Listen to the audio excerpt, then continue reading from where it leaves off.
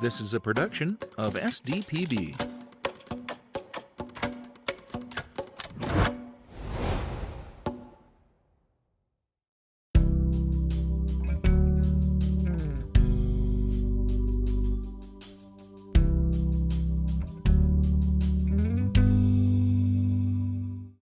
Donors to the Explore South Dakota Fund support the production of local documentaries and other programs of local interest presented by SDPB.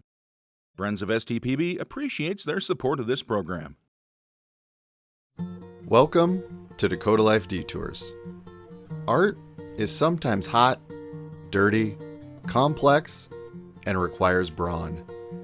These South Dakota artists have found their artistic voice by using techniques and methods discovered and taught.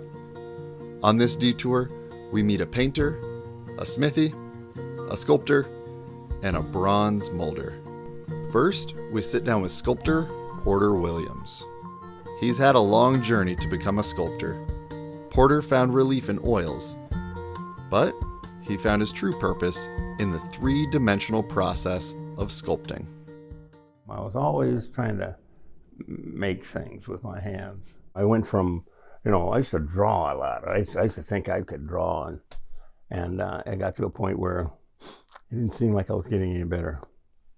And so then I quit drawing, and one day I went out to Augustana College because I wanted to learn how to carve stone, and talked to the professor out there, and he talked me into taking a crash course in sculpting, and a 2-week crash course every night. And ever since that first day, I knew that was it. I'm a self-taught sculptor, really. I have my own style, my own way of sculpting things and doing things. I work with a lot of different mediums. I've played around with a lot of different things. Landscaping. I always do something a little different. I always like to play with that stone, that quartzite. You take 6th Street Hill. I removed all the cobblestone and put them all back. I'm not only a sculptor, but I am a historian. It's just like the museum here. I'm the founder of this museum. You start off by building an armature, and then you start putting the clay on, and then you actually put it on, work it in, and do the whole sculpture in the round. It's not like drawing. You can only do a flat, one-dimensional image. But then, once I sculpt the piece and have it ready for work, then a mold has to be made. Then after the mold is made, the piece will disappear in the mold. And then they do a wax, and then they pull that out, finish off the wax, and then it's cast in bronze.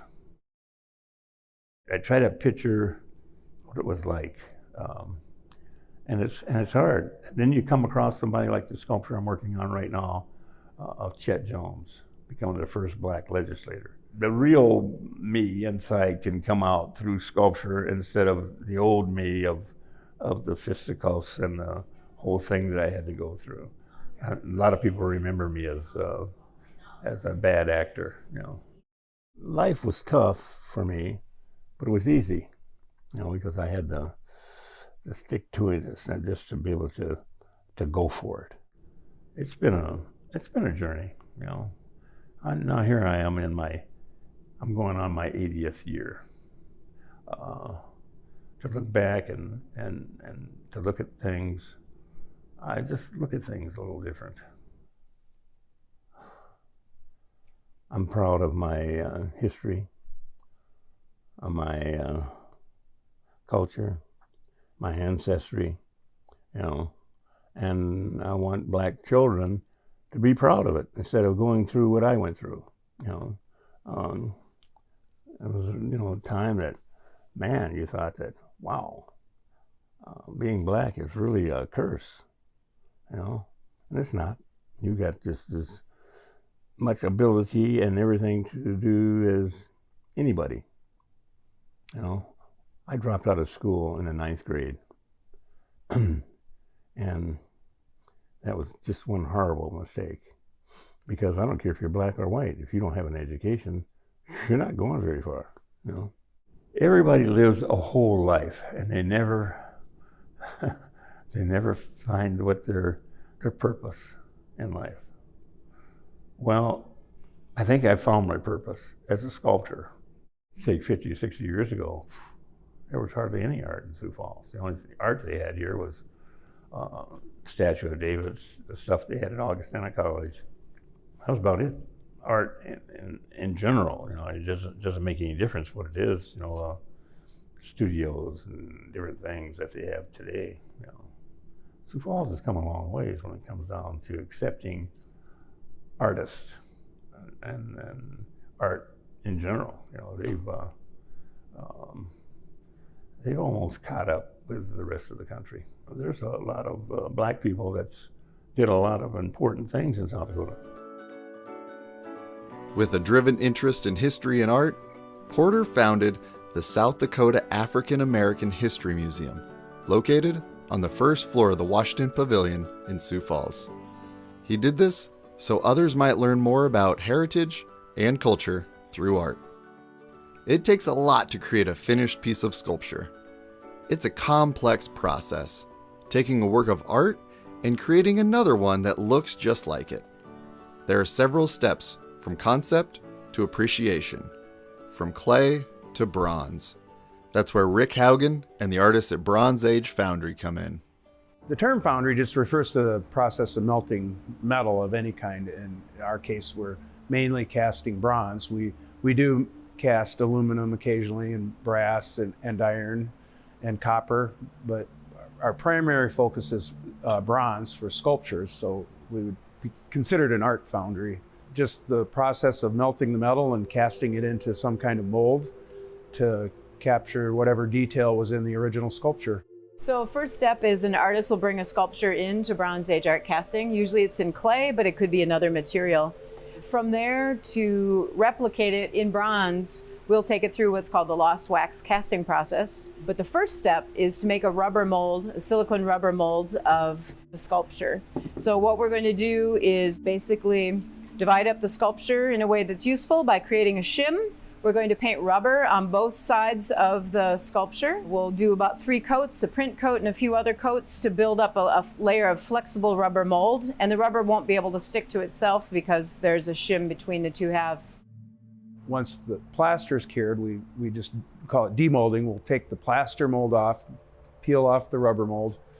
And if it's a 2-part mold, like say in the case of a head or an arm or a torso, once we've taken it off the original sculpture, we put that back together, and then it goes into the wax room where we'll pour wax into it. A series of, called slushing, we'll pour in and then out until we build up the thickness we want. Once that wax is cooled, we'll again demold it, pull the wax out of the mold. And we have to have a way to feed metal into that piece. So then we're adding a sprue system. We'll add gates, a runner, and a pour cup. And that'll all feed the metal into the piece once it's invested. So from there, it goes to their shell room. We're investing it, we call it, because we're investing that one wax. So that original rubber and plaster mold, we can reuse. We could pull hundreds of wax patterns out of that mold. But the investment mold that we're investing the wax into is only a one-time use. So in our case, we're doing a ceramic shell. It's a slurry. We'll dip it in, coat it with a sand, and let it dry and then repeat. When it's complete and dry, it'll get put into a kiln. And then the kiln is utilized to melt the wax out of that system. And that wax can be reclaimed and reused. And then what's left is a hollow wax shell. We call this a ceramic shell or shell mold. And that's the space into which we pour the molten bronze. We'll burn the wax out. That firing in the kiln also vitrifies that ceramic shell, makes it a little harder for the pressure of the bronze hits it. At that point, it's ready to pour bronze into. So we'll melt the bronze, we'll set up the shells in a pit of sand to support them. And when the bronze is usually around 2,000 to 2,100 degrees, depending on how thin and small they are. Bigger, thicker things will pour a little cooler. But then we'll simply just pour the bronze into those ceramic shells. When the metal is cooled, we can break off that ceramic shell. There's really no way to get the metal out without doing that. And then what's inside should be exactly what we started out with in wax. Then there's usually some finish work involved in the bronze, some grinding and welding perhaps. When we weld those together, we call it chasing. We have to put that original texture back into the sculpture so it looks like the original clay and you can't tell that it was welded together. Once that's done, we'll give it a light sandblast to get some clean metal, and even, so there's not the different textures from sanding and grinding. And then we apply a patina, and usually we're using a liver of sulfur that will darken it, and then we can rub it back with Scotch-Brite pads to highlight areas and get a little bit of the metal coming through, and then we'll spray a ferric nitrate over that to get different kind of warm tones, anywhere from amber, gold, all the way up to red and brown, or even very dark, brownish black colors. And then after that, we'll seal up the bronze to help protect it, and basically that's it in a nutshell. It's not easy work. I really enjoy the whole process of casting bronze and help making other artists' work come to light, make their dreams come true, I guess. As an artist myself, I like the whole process, and then having other artists working here that they understand the process, they have an appreciation of art, and also maybe an eye to see detail, just trying to make it look as much like the original clay sculpture as we can, and we kind of take pride in that. Along with replicating art in bronze, the foundry also repairs, cleans, and restores sculptures. It also does welding and repair of everyday objects. Sometimes, in order to make art, you have to create tools. Nobody knows that better than Clark Martinek, who has been creating as a blacksmithing sculptor for most of his adult life. It takes a will stronger than iron to bring these pieces to life. Step into his studio to see how he makes it all come together. I'm Clark Martinek. I'm a sculptor and a blacksmith. Step into my studio. I started metalworking at a very young age. As soon as I was 18 and old enough to get into the industry, I became a welder. I built all kinds of things, everything from railings to trailers to buildings. At that time, I kind of stumbled across blacksmithing, maybe a little by accident, maybe a little by fate. And I knew at that point that this avenue that it was going to lead me down was something that I was very interested in, and I wanted to make this my new profession. It's the process is what I fell in love with. When I walk into my studio first thing in the morning, I turn the lights on. It's very quiet in here, it's very tranquil. It gives me a moment to make a cup of coffee and to light a fire and to really just kind of embrace peace, because the peace is short-lived. Shortly thereafter becomes the chaos. As a blacksmith, I have to use tools that don't necessarily exist. Every sculpture that I make is completely different, requiring different tongs, different hammers that I may not have readily available. This gives me an opportunity to investigate how a tool works, how it's going to perform to make my job a little bit easier. And that results in different weights of hammers, different sizes of tongs, even different sizes of fires. Ultimately, if I need to draw the line, I have to make the pencil. This job is very physically demanding, but in the end, it creates beautiful works that stand the test of time. It allows me to use my entire body, starting with my mind, using my body to build it, and my soul to give it life and to give it feeling. My artwork, my sculptures start when I walk into the studio. When I pick up a pencil and I make a sketch. That's really the foundation of the art. The sculpture is just the product. That's what was made. But it's the entire process that I go through that's not necessarily seen that I feel is the art. It's the art of blacksmithing. It's the art of traditional joinery. That to me is the real art. The sculpture, that's just the byproduct. That's what everybody else gets to enjoy. I wish I could have every viewer that looks at my sculptures come through my studio and actually see the process that I go through in order to make the sculpture that they viewed. There's a lot more art there that's unseen. When I look at a piece of metal, I look at the potential that that piece of metal has. Some people would look at that piece of metal as it is what it is. I look at that metal as what can it become? How far can I take that piece of metal? I like to pick metals with color. Everything starts out as steel when I first initially start a sculpture, and I love to embellish it and give different highlights using bronze or copper or stainless steel. All of these different metals offer a different color. Every metal that I've used has a particular place in sculpture. It's a lot like looking at a bird and then seeing a cardinal. Your attention is directed at that cardinal because it's a vibrant red. It just demands your attention. I look at the base iron, the base steel that I use is kind of just the bird. And I want to be able to add that flash of color to really intrigue people and get their attention and ask questions about how that was made, or why is it that color, or why does it have this texture to it. It gives me a reason to pass on a little bit of knowledge where that question may not have been asked in any other time. Regardless of tool limitations or physical help in the shop, I really like to carve my own path in sculpture. Clark said he wanted to find new and different ways to make art and do things that people said he couldn't do. Most of his ideas transform from doodles that migrate to drawings, and the drawings to real-life items for the world to see. Jennifer White, or Jay White as she's known in the art community, grew up in South Dakota. White relies on her personal experiences to feed her creativity and help her find her identity between Native and non-Native communities. I think as an artist, I have the luxury of picking the content that I want to paint, like whether it be for profit or for pleasure. I think the passion that I put on canvas, people can feel. People gravitate toward it. It speaks to them.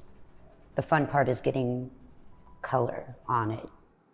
It's like looking at the clouds and finding shape. If I weren't painting every day, I honestly don't know what I'd be doing with my life. I mean, it found me. And it's nice to be able to grow and have people grow with you in your process.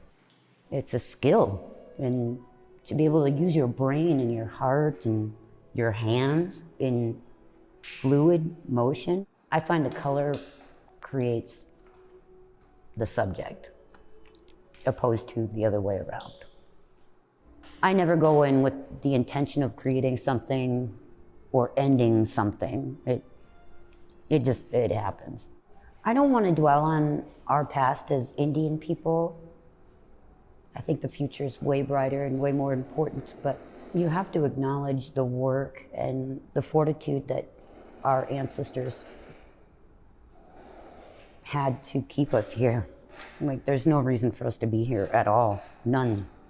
I think Native artists are by far the purest form of who we are culturally. What we learn and what we teach our children is the purest form of storytelling by Native people. And women,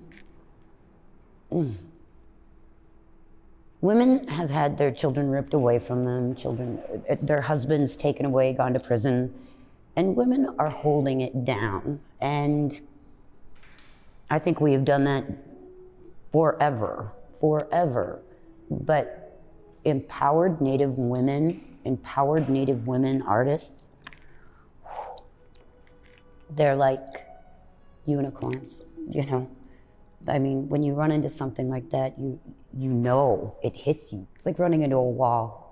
They're so forceful, they're so powerful. And to meet someone like that, especially women, you know, they're just so powerful. And you can feel like all of the energy around them is because people want them to succeed.